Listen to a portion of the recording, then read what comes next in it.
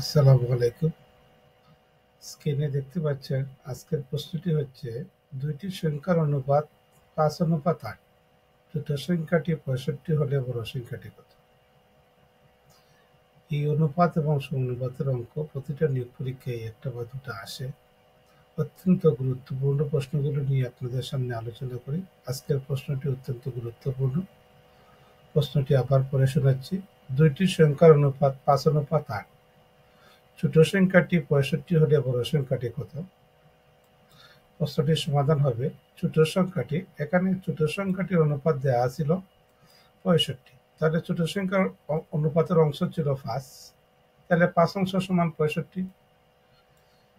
তাহলে এক অংশ, অনুপাতের এক অংশ সমান কত হবে? অবশ্যই 65কে 5 দ্বারা ভাগ করলে হবে 5 তেরা 65, 13।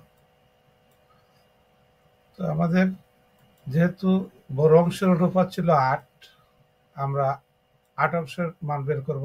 তাহলে 8 অংশের মান হবে 13 গুণ 8 সমান 104।